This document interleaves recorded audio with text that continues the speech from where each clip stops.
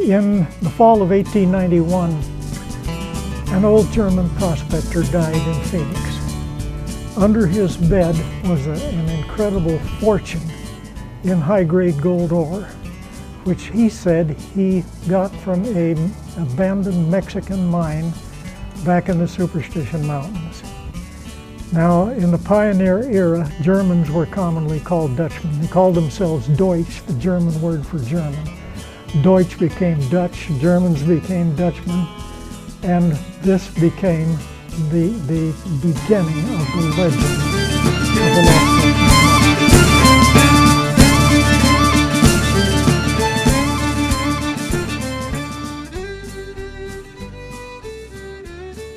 I personally am absolutely convinced that it exists somewhere deep in the heart of Superstition Mountain. It is not a myth. That sucker's back there. It really is. Clay Wurst, who is one of the founders of Superstition Mountain Historical Society, has hiked the mountain for more than 65 years in search of the Lost Dutchman Gold Mine.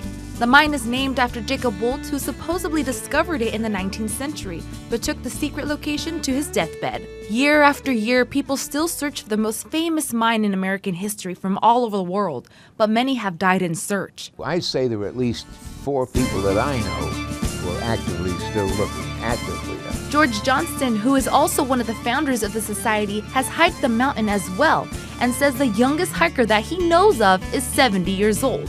About 5 years ago, 3 men from Utah went in search for the mine, but died from heat exhaustion. Their bodies weren't found until 6 months later after being reported missing. With over 100,000 people that visit the Superstition Mountain a year, many of those people are tourists who are just curious to know about the legend of the Lost Dutchman Gold Mine. Oftentimes people have read about the Dutchman Mine or have heard about it, and they just want to see the area. They're not necessarily looking for the mine, but they've just heard about it all their lives. And we even have people from Holland come over, and then we have to tell them, well, sorry, the Dutchman was actually German, but because they think he's Dutch. But literally people from all over the country or world have heard about the Dutchman Mine and just want to see Superstition Mountain. Clay is positive that there's still gold in the mountain, and there are many clues that unfortunately he himself will not dare to share.